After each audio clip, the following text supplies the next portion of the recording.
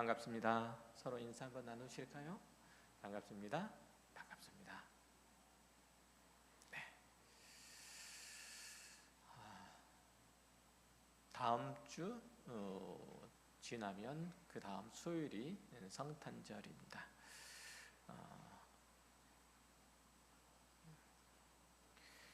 그래도 교회가 함께 어찌 보면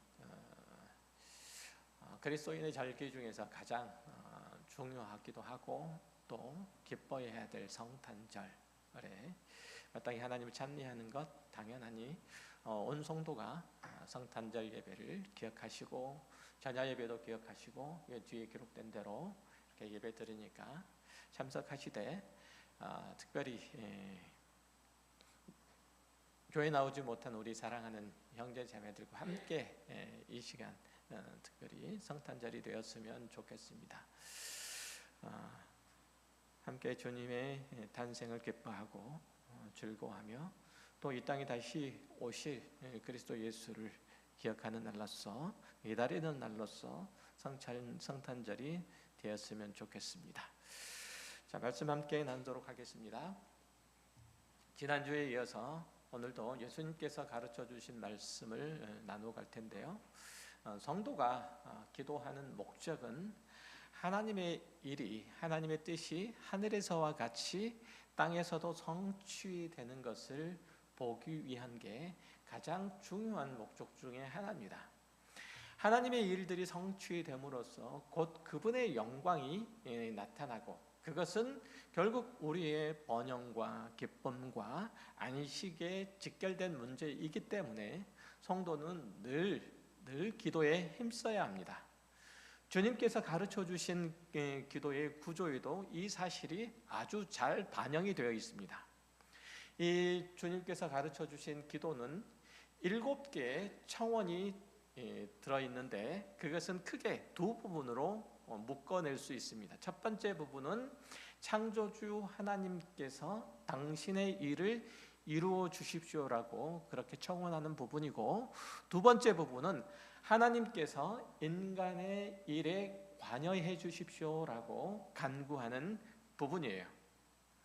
그리고 맨 앞에 하늘에 계신 우리 아버지라는 부름이 위치해 있고 맨 뒤에 나라와 권세와 영광이 아버지께 영원히 있사옵나이다라는 송영으로 이제 주님께서 가르쳐 주신 기도가 맞춰지죠.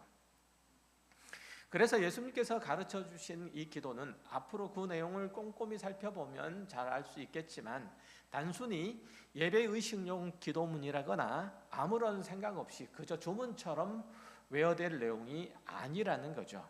지난 시간에도 저희들이 한번 살펴본 바와 같습니다. 그것은 우리의 신앙의 방향이자 내용이자 목표의 요약으로서 우리에게 주신 겁니다. 만약에 우리가 이 기도문의 순서와 내용을 기초로 삼아서 기도한다면 그 기도의 내용과 깊이가 달라질 것이고 또 우리의 삶에 하나님의 뜻이 이루어지는 것을 볼 수 있을 겁니다. 주기도문의 7개의 청원 중에서 첫 번째가 무엇이냐면 하나님의 이름이 거룩히 여김을 받으시오며 라는 구절이에요. 이 청원을 잘못 이해하면 우리가 하나님의 거룩하심을 하나님을 거룩하게 여기지 않으면 하나님이 마치 거룩해지시지 않을 것 같은 그런 인상을 받습니다. 하지만 그렇지 않죠. 우리가 거룩하게 여기지 않는다고 하나님의 거룩성이 오염되거나 하나님의 거룩성이 무너지지 않습니다. 하나님의 이름은 언제나 그 자체로 거룩하십니다. 그 구절이 모호하게 번역된 탓에 우리가 그런 오해가 되는데 원어의 문법을 제대로 잘 살려서 번역하면 하나님의 이름이 거룩하여지게 하소서라는 의미예요. 그러면 누가 하나님의 이름을 거룩하게 할 수 있는가요? 그것은 하나님 당신이에요. 이 구절의 핵심인 이 거룩은 부정한 것, 더러운 것, 악한 것으로부터의 구별 및 분리를 의미해요. 그런데 거룩이라는 단어가 죄기형으로 쓰였기 때문에 부정한 것들로부터 스스로를 구별시킨다는 의미죠. 누가? 하나님께서 부정한 것들로부터 당신 스스로를 구별시킨다는 뜻이에요. 거기다가 청유형 어미를 사용했기 때문에 부정한 것들로부터 스스로를 구별시키시옵소서라는 의미죠.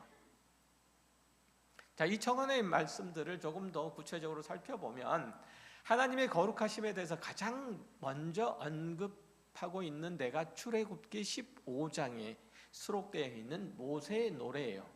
거기서 하나님께서는 이스라엘을 그 백성으로 택하셔서 구원하시고 그 거룩하신 이름을 알려주시고 찬송케 하셨다고 모세는 고백하죠. 여기 보면은 이스라엘 백성의 구원과 관련해서 하나님의 거룩하심이 나타난 것을 알 수 있어요. 다시 말하면 하나님께서 이스라엘을 왜 구원하셨는가라고 할 때 하나님의 거룩하심처럼 이스라엘도 거룩하게 구별하시기 위해서 하나님께서 그들을 구원하셨다는 거죠. 그 반대로 사람들 가운데서 그 이름이 거룩하게 여김을 받지 못하고 모든 것과 구별된 이름이 함부로 사용되고 더럽혀질 때도 또 성경에 기록되어 있어요. 보면은 우선은 이방의 민족이 이스라엘을 조롱할 뿐만 아니라 그들을 구원하신 하나님의 이름을 조롱하고 더럽힌 때, 그때 이제 그 이름이 거룩히 여김을 받지 못한다고 얘기하기도 하죠. 출애굽기 32장에 보면 12절에서 모세는 하나님께 이렇게 탄원해요. 어찌하여 애굽 사람들이 이르기를 여호와가 자기의 백성을 산에서 죽이고 지면에서 진멸하는 악한 의도로 인도해 내었다고 말하게 하시려 하나이까. 주의 명령한 노를 그치시고 뜻을 돌이키사 주의 백성에게 이 화를 내리지 마옵소서라는 기도를 해요. 그러니까 이스라엘 자손이 출애굽을 하고 시내산에 당도했을 때 하나님께서는 모세를 산 위로 부르시죠. 하나님의 말씀, 하나님의 계명, 십계명을 주시기 위함이었어요. 모세가 산에 올라가서 한참이 지나도록 내려오지 않자 불안해진 이스라엘 자손은 아론을 윽박질러서 금송아지를 만들고 그것이 자기들을 애굽에서 구원한 하나님이라고 말하면서 거룩하신 하나님을 한낱 금송아지로 만들어버리는 그 죄악을 저지르죠. 이에 진노하신 하나님께서 이스라엘을 모두 멸하시고 모세를 통해서 한 민족을 이루고 그들을 약속의 땅으로 데려가시겠다고 하시자 모세가 하나님께 간구한 내용이 바로 이 내용이에요. 출애굽기 32장 내용이죠. 그러니까 이 내용들을 좀 풀어서 설명하면 이렇습니다. 하나님께서 만일 이 백성을 멸하신다면 애굽 사람들이 뭐라고 말하겠습니까? 여호와가 자기 백성을 산에서 모두 멸절시키려고 애굽에서 구원했구나라고 비웃지 않겠습니까? 그렇게 되면 하나님의 이름이 그들의 입에서 비웃음거리가 되고 그러면 당신의 거룩하신 이름이 더럽혀지지 않겠습니까? 정말 그렇게 하시겠습니까? 이게 출애굽기 32장 12절 말씀이 그런 의미예요. 비록 이스라엘의 범한 죄는 죽어서 마땅하지만 그로 인해서 원수들이 하나님의 이름을 비웃음거리로 삼는다면 그것은 마땅하지 않지 않습니까? 라는 간구죠. 이런 일들, 즉 다시 말해서 원수들로 하여금 하나님의 이름이 조롱당하는 비웃음거리가 되는 일들은 사실은 그리스도인의 삶 속에서도 얼마든지 있을 수 있어요. 오늘 우리에게도 얼마든지 있을 수 있다는 얘기죠. 우리가 하나님 앞에 범죄함으로 징계를 받을 때 하나님을 모르는 사람들은 우리의 형편과 상황들을 보면 뭐라고 말씀하겠습니까? 우리가 징계받는 현실을 두고 하나님이 안 계신다고 말하지 않겠습니까? 하나님께서 자기 백성을 징계해서 죽게 하신다고 얘기하지 않겠습니까? 이렇게 생각할 수 있다는 거죠. 하나님의 이름이 거룩히 여김을 받지 못하는 또 다른 때는 당신이 택하신 이 자녀들이 하나님이 아닌 다른 거짓신을 섬길 때, 즉 우상을 숭배할 때예요. 구약의 이스라엘이 보여준 죄악은 그 입으로 하나님의 이름을 불렀지만 실제로는 바알과 아스다롯을 비롯해서 가나안의 신을 섬기는 영적 간음을 했을 때, 그것뿐만 아니라 그 신들의 이름을 부르고 제사하는 행위를 통해서 온갖 죄악들을 그들의 삶에서 일삼을 때였어요. 그러니까 그 백성들의 불신앙적인 삶의 행위 때문에 하나님의 이름이 더럽혀진 거예요. 물론 그 백성들이 악행을 일삼는다고 그분의 이름 자체가 더럽혀지는 것은 아니지만, 그들의 죄악을 저지를 때 하나님의 이름은 그 백성의 입에서 삶에서 더럽혀지고, 그래서 하나님의 거룩하신 이름이 백성들 사이에서 가벼이 여겨지고 우상에 불과한 바알처럼 취급된다 이거죠. 듣고 계세요? 하나님께 대한 이 불순종도 거룩하신 하나님의 이름을 가벼이 여기는 죄에 또 해당되기도 해요. 하나님의 이름을 더럽히는 것, 그것은 하나님께 대한 불순종을 하는 것도 하나님의 이름을, 하나님의 거룩성을 손상하는 일들이기도 하다는 얘기죠. 거룩하신 하나님께서 명하신 것을 그 자녀인 내가 함부로 여기고 가볍게 대하고 내 형편에 따라서 타협하고 내 마음 내키는 대로 묵살하고 내 욕심을 따라서 거절하는 그 불순종이 그 거룩하신 하나님의 이름을 더럽히는 행위예요. 시내 광야에 있던 이스라엘 백성이 하나님께 불순종하고 그 거룩하심을 나타내지 못하니까 하나님께서 그들을 고치시거나 그들을 떠나실 수밖에 없는 거죠. 이방인들 사이에 하나님의 이름이 조롱거리로밖에 전락되지 못하자 하나님께서는 그들 사이에서 떠나십니다. 이게 이스라엘 백성의 비참한 역사예요. 여러분이 하나님의 명령과 약속과 교훈으로 된 성경을 읽지 않고 더 나아가서 그 성경의 말씀을 외면하며 하나님의 부르심의 목적을 따라서 삶을 살아가지 않으면 여러분이 믿는 하나님의 이름은 여러분들을 보는 사람들 사이에서 조롱거리가 될 겁니다. 비웃음거리가 될 겁니다. 오늘 한국 사회가 그렇지 않습니까? 한국 교회가 조롱당하는 것 보십시오. 한국 교회에 하나님이 있기는 있냐? 한국 교인들의 그 마음에, 그들의 삶에 예수 그리스도의 십자가가 있기는 있냐라고 되묻는 현실이 바로 오늘 대한민국의 교회의 현실이에요. 이런 사실들을 종합을 해볼 때 모세의 기도는 당신께서 택하신 백성들의 불순종의 죄악과 우상 숭배의 패역함으로 인해서 당신의 거룩하신 이름이 더럽혀지지 않도록 해달라. 이 백성이 자신의 죄를 깨닫고 회개해서 다시금 거룩하신 하나님의 자녀로서 그 자녀다운 생활을 하게 해달라고 그렇게 간구하는 내용이 출애굽기 32장의 내용이에요. 하나님께서는 그 앞에서 경건한 자들이 기도할 때, 모세처럼 경건한 자들이 기도할 때 두 가지로 응답을 하셨어요. 하나는 선지자들을 보내시는 것이고 또 다른 하나는 회초를 드시는 거예요. 하나님께서 선지자들을 통해서 자기 백성에게 하신 말씀, 그것은 영적인 간음과 불순종과 온갖 죄악을 저지르는 데서 돌이키라. 이제 더 이상 내 이름을 더럽히거나 내 말의 명령을 거역하는 죄악을 중단하라 라는 것이었어요.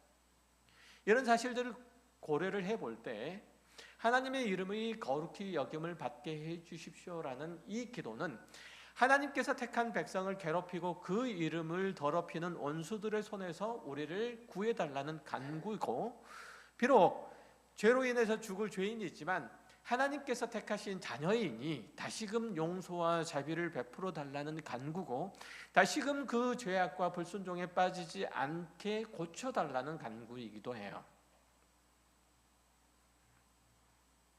지금 우리는 하나님의 이름이 부당하게 취급받는 그런 시대에 살고 있어요. 하나님을 대적하는 무리는 물론이거니와 성도라고 하는 이들에게서도 하나님을 가르치고 나타나는 성직자라고 불려지는 이들에게서도, 그리고 거룩한 주의 몸이라고 하는 교회에게서도 하나님의 이름이 거룩히 여겨지지 못하고 오히려 가볍게 여겨지고 더럽혀지고 조롱거리가 되고 심지어는 욕보임을 당하고 있는 거죠. 바로 이 시대에 우리가 간구해야 될 기도가 무엇일까요? 주님께서는 하나님의 거룩하심에 응답하시려고 십자가에 죽으셨고 부활하셨어요.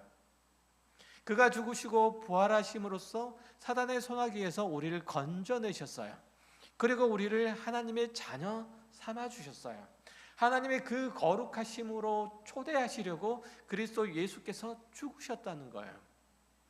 죄와 사망이라는 결과를 숙명처럼 받아들일 수밖에 없는 자들에게 의와 생명을 선물하셨어요.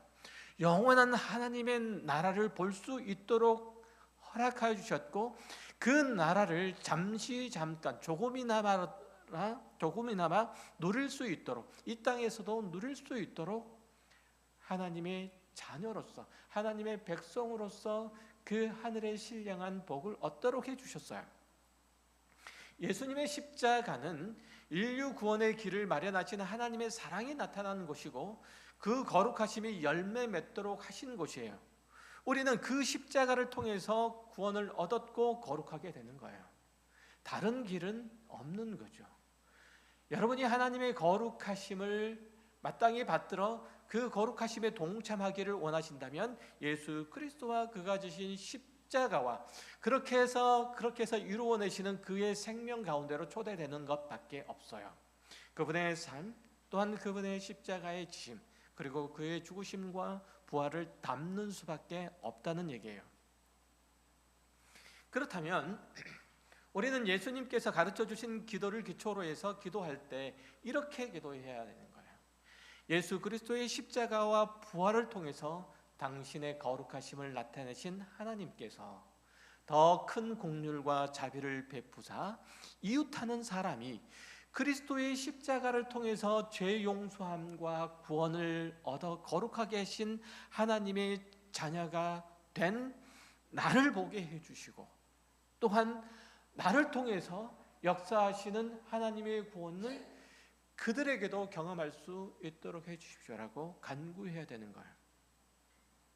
거룩하신 하나님의 이름을 더럽혀 욕되게 하고 부끄럽게 하는 교회와 성도가 그리스도의 십자가를 통해서 다시금 새롭게 되고 거룩한 공동체여 거룩한 성도가 되도록 진실이 마음을 쏟아야 하는 게 거룩하신 하나님 앞에, 또한 거룩하신 하나님의 이름을 우리의 삶에 아로새기는 가장 확실한 길이란 얘기죠. 더불어서 이 기도를 통해서 성도는 마땅히 자기 자신을 돌보고 또 돌이켜 살펴야 돼요.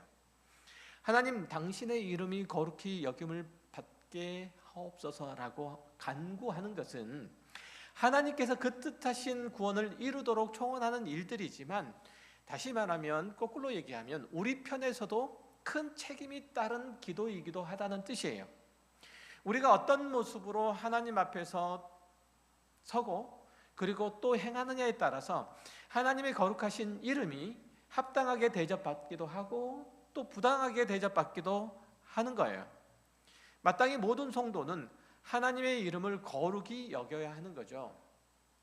성경 기자들은 하나님의 이름을 쓰는 것조차도 조심스러워서 히브리어 성경을 보면, 다른 것도 그럴 때도 있지만 히브리어는 하나님의 이름을 자음으로만 표기하기도 했어요. 아예 그냥 하나님의 이름을 부르는 것을 꺼려해서 하나님의 이름 대신 엘로힘이라고 표현하기도 했어요.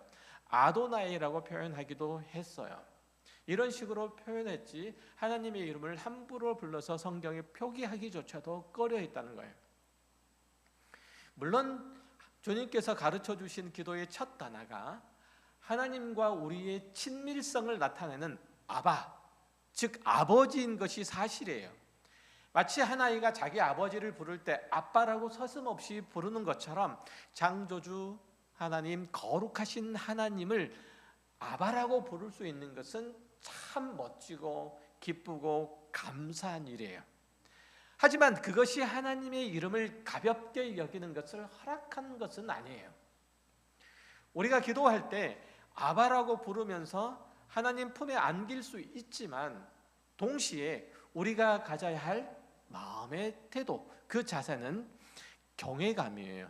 하나님을 향한 경외감이 있어야 돼요. 현대사의 그리스도인에게서 가장 보강되어야 할, 가장 시급하게 세워져야 할 게 바로 하나님을 향한 경외감이에요. 하나님의 거룩하심과 하나님의 친밀함 가운데 무엇이 먼저냐고 묻는다면 당연히 하나님의 거룩하심이에요. 즉 하나님의 초월성이 먼저예요. 하나님은 우리와 다른 분이세요. 아멘 하셔야 되는데, 하나님은 우리와 다른 분이세요. 그 거룩하신 하나님을 우리가 아바라고 부를 수 있도록 하신 것이 은혜죠. 요즘은 아무런 생각 없이 오 마이 갓, 오 지저스 이렇게 말을 할 때 감탄사를 할 때가 있죠. 놀라거나 의외의 상황에 맞닥뜨렸을 때 사용하는 말들인 거죠. 번역하면 이렇게 번역할 수 있겠어요? 하나님 맙소사 이 정도가 될 건데, 맙소사는 그렇게 하지 마옵소서라는 신에 대한 원망의 표현으로 썼던 거예요. 아무 때나 어떤 상황에서나 우리 입으로 하나님의 이름을 불러서는 안 돼요. 오마이갓이라는 표현들 써서는 안 된다는 뜻이에요. 스스로 그리스도인이라고 말하는 사람은 온전히 하나님만 섬기고 그 이름에 합당한 경배를 드려야 하는 거예요. 하나님을 예배하는 자리를 중요하게 생각해야 된다는 거예요. 그것이 삶의 예배든지 예전으로서의 예배든지 할 것 없이 하나님을 예배하는 자리에 우리가 늘 선다는 사실을 인식하고, 그렇게 하나님 앞에 내 삶이 거룩하게 드려져야 한다는 뜻이에요. 하나님께서 우리를 구원하신 목적이 그렇죠. 하나님께서 이스라엘 백성들을 구원하신 목적이 그렇잖아요. 구원하시고 이스라엘 백성들을 시내산 아래 불러 모아놓고 하나님께서 하신 말씀이 내가 거룩하니 너희도 거룩하라 라고 말씀하시잖아요. 하나님께서 우리를 구원하신 목적이 하나님의 거룩하심처럼 우리를 거룩하게 하시려고 구원하신 거예요. 하나님께서 스스로 모든 피조물과 구별되어 그 거룩성을 담아내고 계신 것처럼, 그 초월성을 담아내고 계신 것처럼 우리도 역시 마찬가지로 세상과 구별되어 하나님의 거룩한 존재로서 이 세상에 있어야 되는 거예요. 우리는 세상에, 이때 세상과 분명히 구별된 거룩한 존재로서 그리스도인이에요. 세상 사람들과 같지 않다는 뜻이에요. 그것을 이제 삶으로서 예배에서, 그리고 예전으로서 예배로서 고백하고 드러내고, 또 그 예배의 대상이신 하나님을 찬미하는 거죠.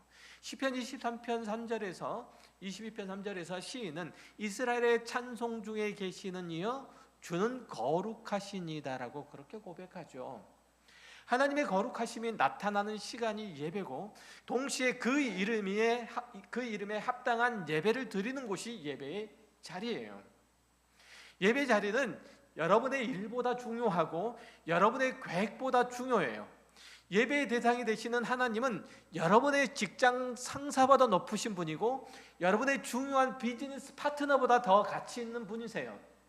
목숨 걸고 그 자리를 지켜내야 하는 거예요. 그리고 예배 자리에서 거룩하신 그 이름에 합당한 찬양과 경배를 드려야 하는 거예요. 온 마음과 정성을 다해서 예배해야 하는 거예요. 이 시간에 예배하는 이는 여러분뿐만 아니에요. 성령 하나님께서 이 시간 여러분과 함께 하셔서 이 예배에 함께 하고 계시는 거예요. 쉬운 자리, 가벼운 자리, 하찮은 자리가 아니라는 뜻이죠. 우리가 그 이름에 합당한 찬양과 경배를 드리는 그 예배 자리에서 하나님께서 당신의 거룩하심과 영광스러움과 전능하심을 나타내실 것이고, 또 그 놀라우신 은혜와 복과 풍성한 사랑을 부어주실 것이고, 하늘의 신령한 은사를 우리들에게 베풀어 주신 거죠. 아들이신 그리스도의 피로 우리를 정결케 하실 것이고, 그 친밀하고 섬세한 손길로 우리의 삶과 인격을 다듬으실 것이고, 그 포근하고 넓은 품으로 우리의 지치고 상한 몸과 마음을 품으실 것이에요. 이게 예배의 자리에서 하나님께서 역사하시는 모든 일들이에요. 지금 이 시간에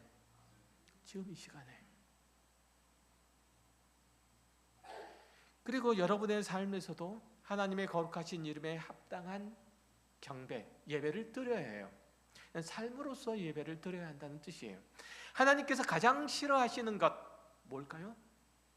바로 금송아지를 가져다가 여호와 하나님이라고 부르며 그 금송아지 앞에 경배하는 것, 즉 혼합주의적 신앙이에요. 이스라엘 백성들은 금송아지를 앞에 놓고 그것이 하나님이라고 생각하지 않은 게 아니에요. 하나님이라고 생각했어요. 그들을 애굽 땅에서 꺼내는 신 하나님이라고 생각했어요. 그걸 섬겼던 거예요. 그들이 애굽 땅에서 섬겼던 그 이방인의 애굽 사람들의 신을 형상을 가져다가 이것이 하나님이라고 생각을 했던 거예요. 혼합주의적 신앙이죠. 우리 삶에, 우리의 신앙에 바로 그 모습이 있다는 거죠. 하나님도 섬기고 다른 신도 가져다가 머리를 조아리는 거예요. 구약에서는 하나님을 믿는다고 하면서 실제로는 바알과 아세라 신상 같은 것을 가져다가 숭배를 했던 거죠. 그게 자기들에게 평안과 풍요를 가져다 준다고 생각하면, 자신의 안전을 도모해 준다고 생각하면 어떤 신이든지 데려다가 섬겼던 거예요. 현대 그리스도인들은 그렇게 하지는 않을 거예요. 절에 가서 불상에다가 소원을 빌지는 않을 거고, 무당에게 가서 미래를 점치지는 않을 거예요. 사실 이런 얘기를 안 드리고 싶은데, 사실 선 없는 날을 택해서 이사를 하는 권사님도 계세요. 자기 자녀들을 결혼을 시킬 때 사주와 궁합을 보는 장로님도 계세요. 하지만 더 심각한 것은 보이지 않는 것들에 대한 숭배예요. 여러분 안에 있는 혼합주의적 신앙이에요. 우상을 섬기는 행위예요. 현대사회에서 우상으로 섬겨지는 것이 아주 다양해요. 굉장히 많아요. 예를 들면 일에 대한 우대, 일을 하나님 섬기는 것보다 더 중요하게 생각해서 일을 해서 돈을 버는 것이 나의 미래를, 나의 안전을, 그리고 나의 풍요를 확보해 준다고 생각하죠. 우상 숭배예요. 성공에 대해서 집착하는 것도 마찬가지예요. SNS에 자기 이미지를 쭉 구축해 가는 것도 마찬가지예요. 좋은 곳에 가고 좋은 옷을 사고 또 좋은 음식을 먹고 그것들을 빠짐없이 기록해서 SNS에다 올려놓죠. 그래서 나는 이 정도쯤 사는 사람이야 라고 하는 일들을 하루에 성경책을 보는 것보다 훨씬 더 많이 해요. 훨씬 더 정성스럽게 해요. 물질주의, 성에 대한, 섹스에 대한 집착, 돈, 그리고 자녀. 요즘 자녀들이 부모를 때리는 것조차도 용인하는 그런 부모들 꽤 많이 있으시죠? 자녀. 이런 것들이 될 수 있어요. 이런 것들이 다 우상인 거예요. 하나님을 섬긴다고 하면서 실제로는 자신을 섬기고 자기 자랑에 빠지고 자기 집착에 휩싸이고 자기 욕심을 따라 살아가는 것, 이게 우상 숭배요. 그리스도인이 그렇다면 혼합주의적 신앙에 빠져 있는 거예요. 내가 하나님을 예배하기도 하지만 내가 하나님을 예배하는 것보다 나를 높이는데, 나를 지키는데 다른 무엇이 더 중요하다고 생각하면 그것을 먼저 취하려고 하는 것, 이게 우상이죠. 현대사회에서 그래서 가장 두드러진 우상은 돈이죠. 돈이면 뭐든지 다 할 수 있으니까. 그렇잖아요. 하나님은 어떤 분? 전능하신 분, 무엇이든지 할 수 있는 분. 그렇지만 나한테는 무엇이든지 할 수 있는 분이 아니야. 나에게는 무엇이든지 다 해주시는 분이 아니야. 그렇죠, 여러분? 여러분들이 생각하고 꿈꾸고 소망하고 욕심부리는 모든 것들을 하나님께서 다 해주십니까? 그렇지 않죠. 그래서 하나님 대신에 나의 욕심, 내가 하고 싶은 모든 것들을 다 해줄 수 있는 무엇을 찾아야 되는데, 그게 뭐죠? 돈이면 다 돼. 돈이면 다른 사람들이 내 앞에서 머리를 조아릴 수 있어. 돈이면은 내 건강도 확보할 수 있다고 생각해. 돈이면은 다른 사람 앞에서 나를 떳떳하게 드러내고 자랑할 수도 있다고 생각해. 돈이 나의 미래도 확보해 줄 수 있다고 생각하죠. 그게 뭐예요? 하나님이시죠. 그렇죠? 우리는 하나님보다 돈을 더 신뢰하는지도 몰라요.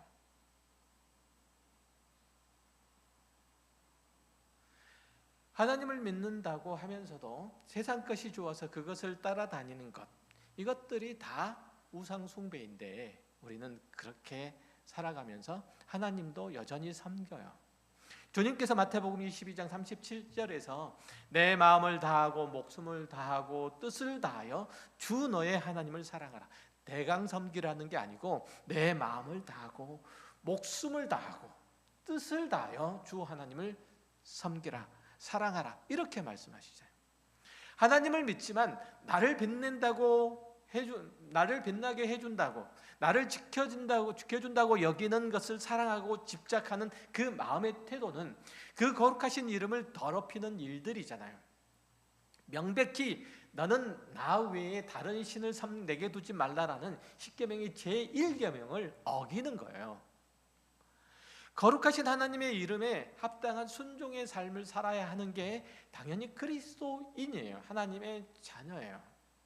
순종을 통해서 하나님의 거룩하심이 나타나는 거죠. 하나님께서 우리를 구별하신 목적이 나타나는 거예요. 쉽게 얘기하면 예수 그리스도의 삶과 십자가는 아버지 하나님에 대한 철저한 순종의 표현이었죠.